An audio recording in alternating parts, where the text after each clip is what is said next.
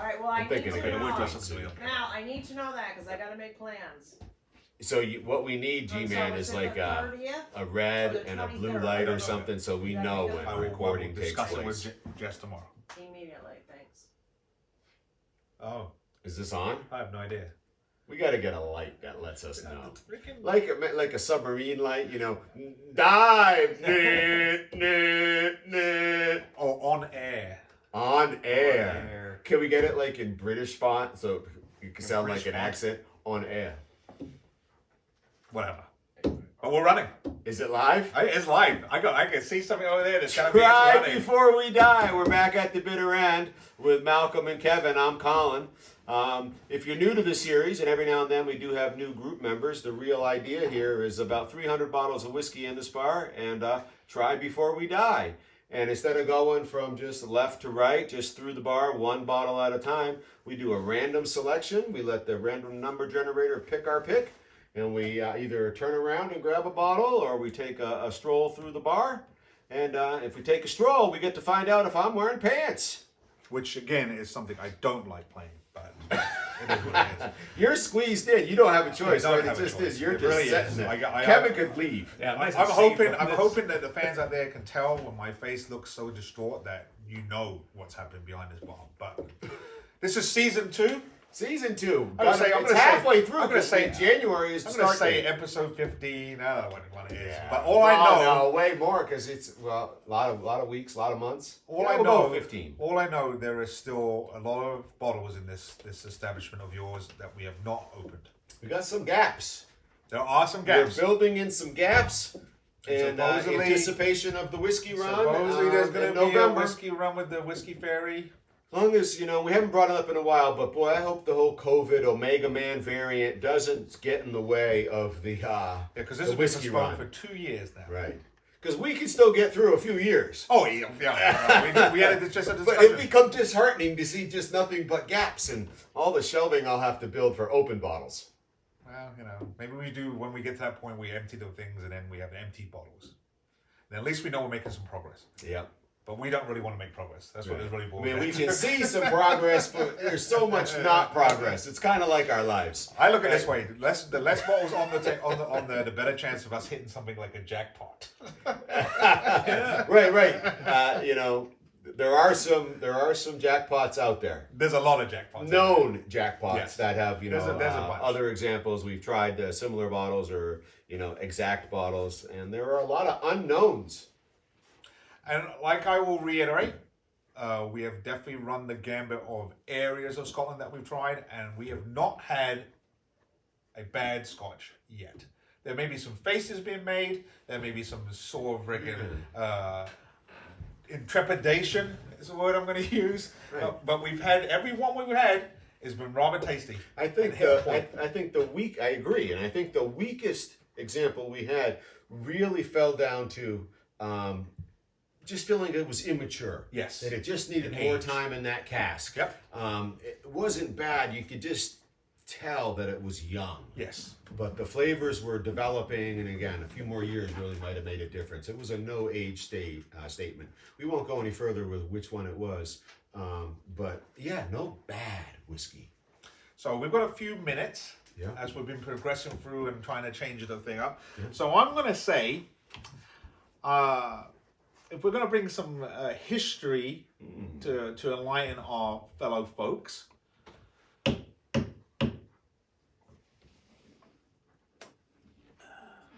let's talk a bit about something. Let's talk about the scarves and how have you acquired those. And I don't know if our cameraman can do a bit of a pan. So I think we're going to need.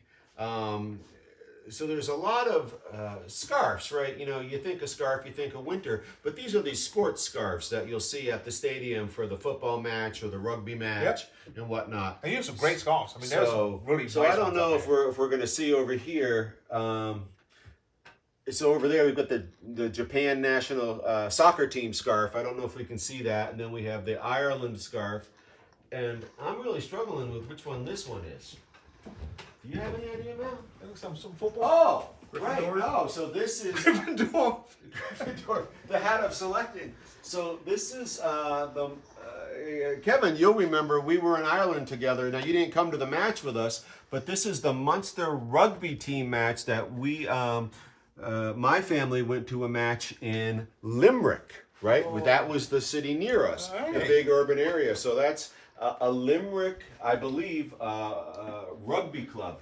And Munster, as in the family, Munster family in the way they spell it, but not, I don't think, related.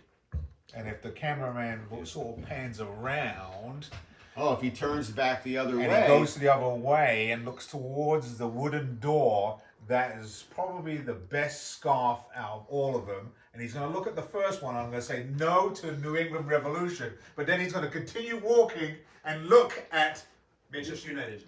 Chelsea. You'll never walk alone. Best team in the Oh, world. did he find? Yeah, Nah, he went right by. Inverness. He's absolutely useless. Yeah. Just sit down. Time's up. Let's grab a bottle. Forget this rubbish. So, that one.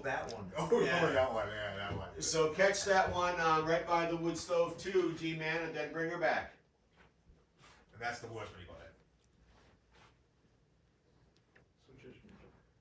Very much. Just what we want today, so it's good. All right.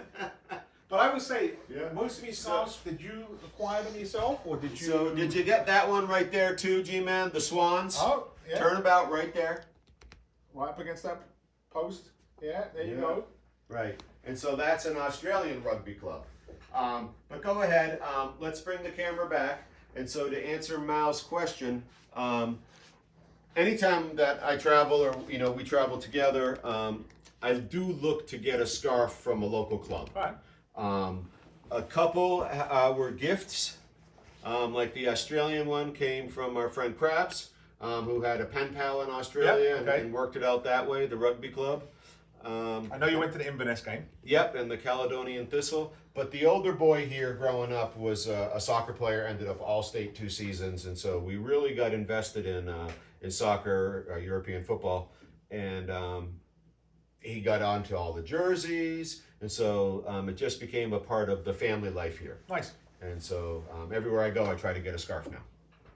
So that's what makes this like more like an English pub, Right. because you have memorabilia from different sports that are not as known, or maybe not as well known. Traditionally American. Correct. Yes. That's a good way to put it. Yep.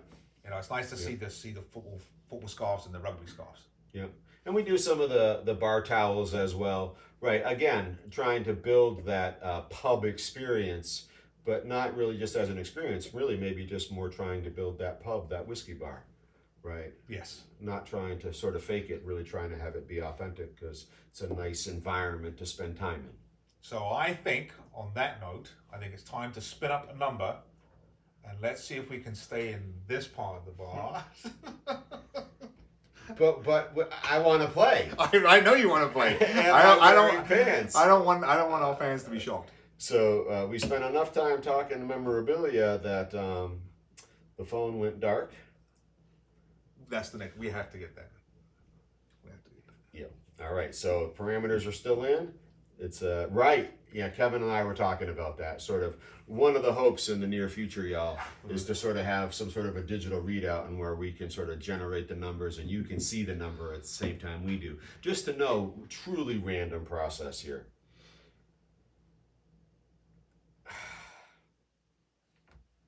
Yes. Yeah. So we're not going anywhere, so we don't know if I'm wearing pants or not. Bottle number 23. And as we know, there are 11 across the top. 15. Thank you, Yoda. 15 across the top. 16, 17, 18, 19, 20. Ooh. 1, 2, 3. Yes, I see it. It's a Glenfiddich. As sometimes we like to do.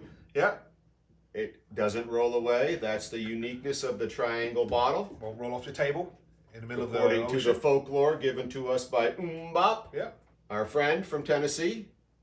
It would be nice if our Where is this our bottle? crew could confirm that, or whether it was just a wives' tale that he was spinning us. 'cause Right. We had enough alcohol on us. So this is going to be really interesting, Malcolm.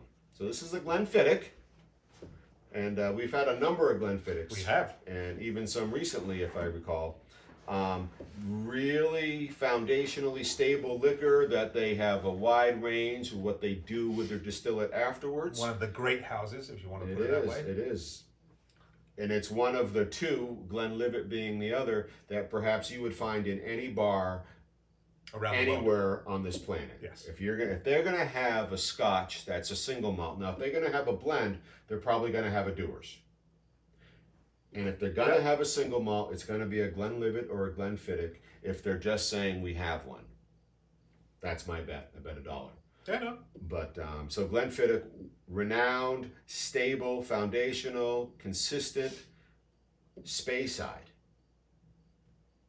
Nothing wrong with a Speyside. Nothing wrong with that. So we have pulled the Glenfiddich Cask Collection single malt whiskey, a vintage cask. It is being labeled. I don't see an age statement. I'm sort of holding back on this next piece, right? Because the Speyside, the consistent, the foundational, all the examples we've had and we know of. This one is a Peaty single malt. No! Blasphemy! Really? The Speyside with the Peaty single malt. So I can see the rest of the words. Wow. Matured in hand-selected European and bourbon vintage casks, which really means had held other liquors beforehand, and married in our unique Solera vat, resulting in a luxurious smoky character and an unrivaled lingering velvety whiskey. 40% purchased in this country. All right, I can see these words too. Our malt master carefully hand selects Peaty Glenfiddich whiskeys matured in European and bourbon vintage casks. These whiskeys are married together in small batches in our Solera vat. These might be the exact same words. And they are skillfully crafted, enjoy At responsibly. least you recognize that, though. I picked up on You it. did. Right. That's good. No age statement leads me to believe somewhere in that 10 range. Peaty, though, the Peaty is the thing. It's uncommon. Right, for the Speyside, for the Glenfiddich. Yeah, that one's a bit of a that one's a bit of a mind boggler. Yeah. I wonder if there's anything on the neck here.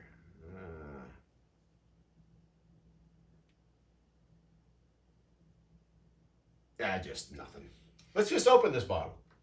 Just get after it. I'm curious about a Peaty Glenlivet. So it doesn't have the usual foil tear tab, so I just wonder if there's a guidepost for just, it's not a real tax stamp. Yeah. In the States, back in the day, you would find liquor bottles with a tax stamp across the top. So this mimics a little bit of that.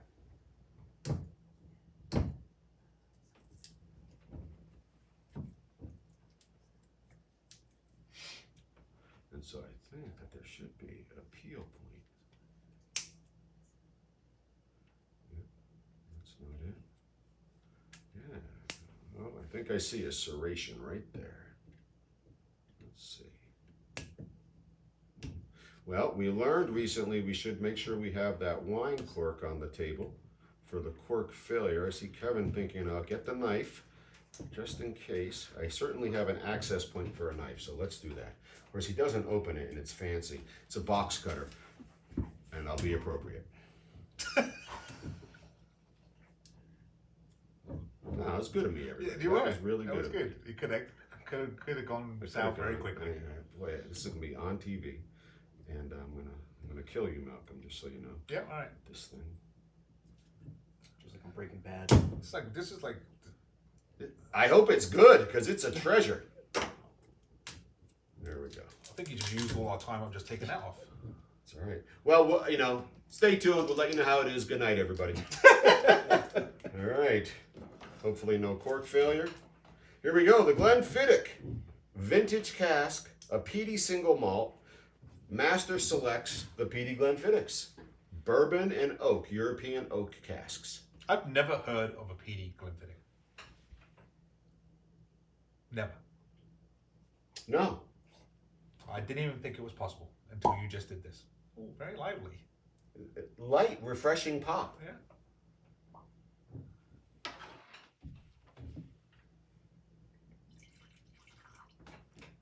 I think I'm picking up the cigar smell.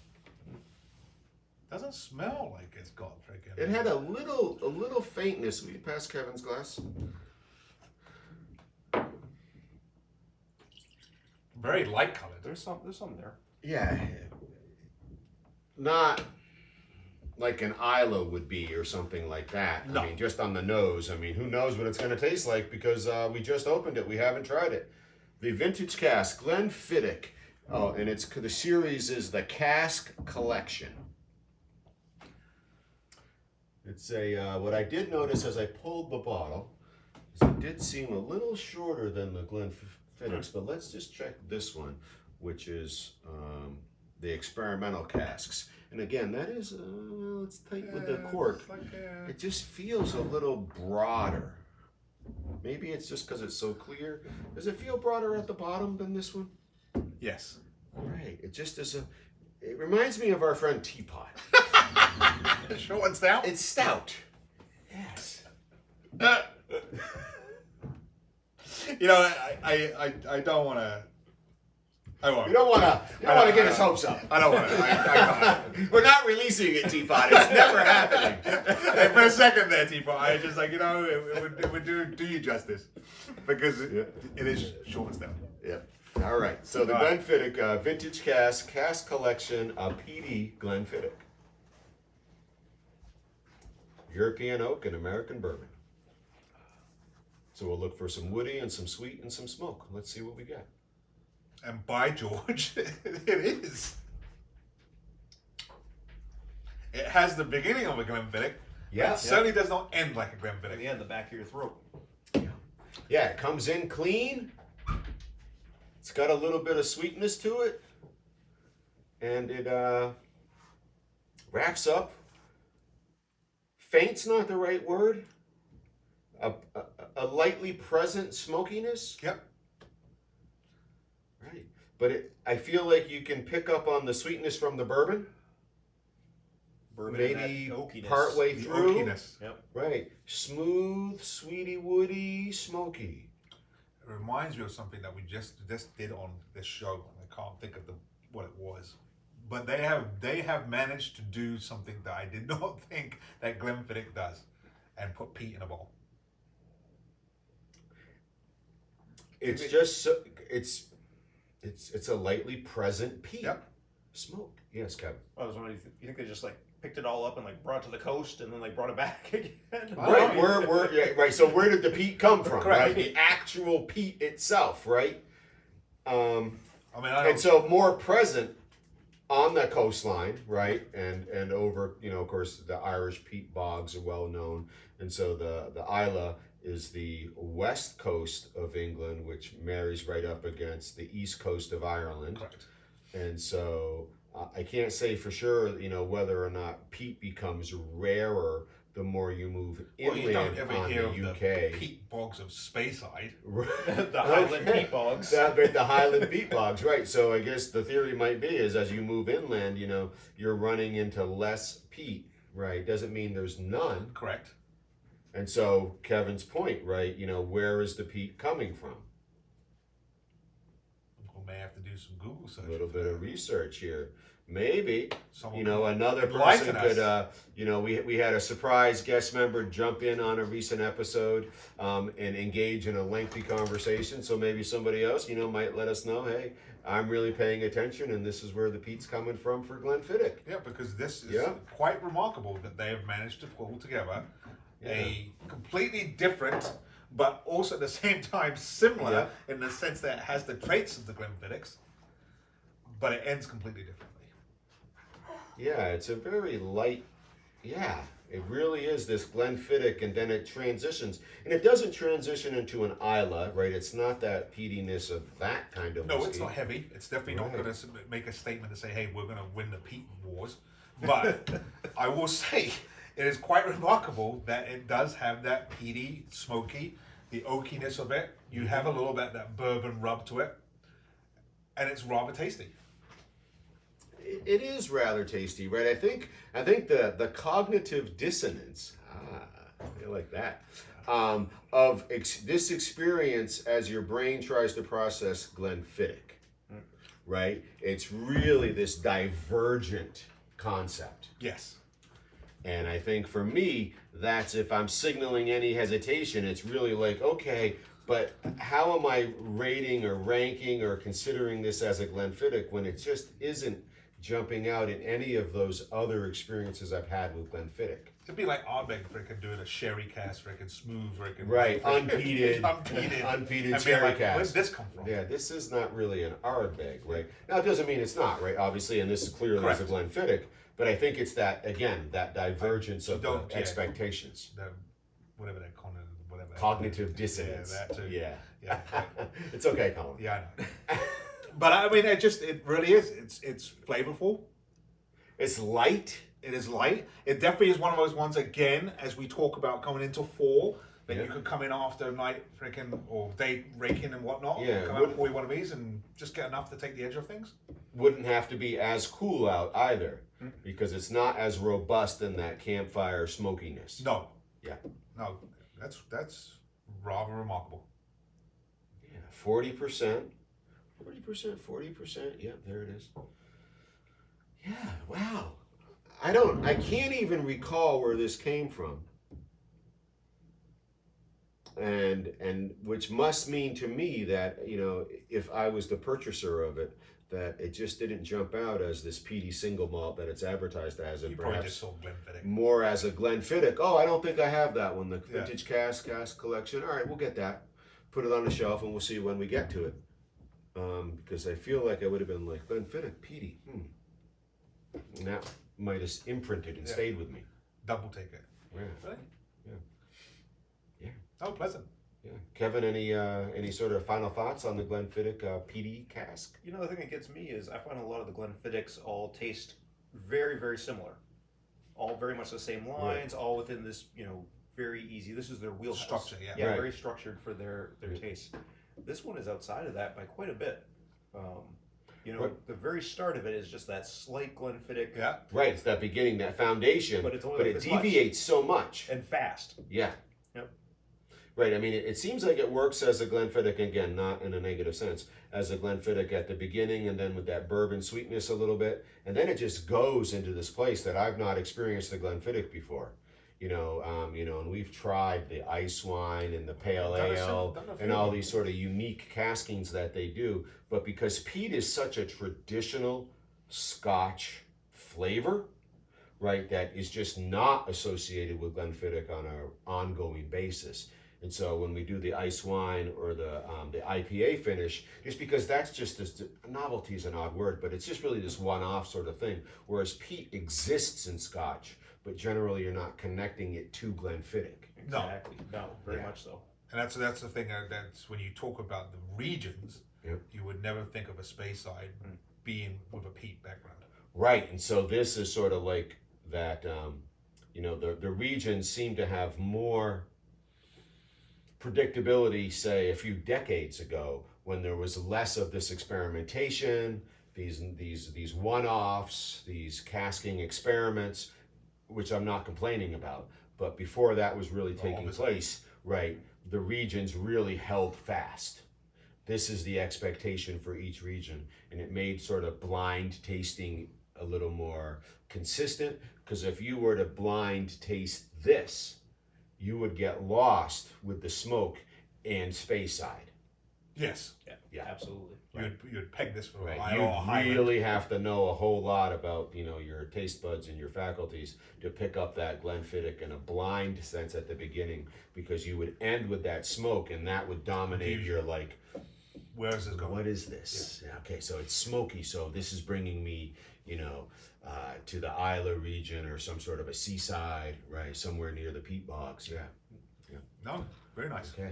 All right. Well, why don't we start to wrap it up? Which I can't I see. can't quite make out exactly how we're going to toast this one. It's like, you know, you think there's a crew that But, put things together. but here it comes. Here it comes. It's good. It's good. Yeah. Oh yeah, Yeah, that's helpful. I tell you, we were definitely gonna find. You know, find it's, you someone. know, Need but we're something. good. And so, as everybody knows, we try to do something around the world and whatnot, and sort of just, you know, what is cheers or other drinking toasts. We don't really know the origin of this one, other than it must really be about the end of the night, right? If you're in the pub with the lads and the night's coming to a close, or the night's a long one and you're onto it, you know, and somebody might order around and get yourself a drink, and you might be like, okay, what's tonight's toast, right? Well, tonight's toast is here's to not pissing yourself.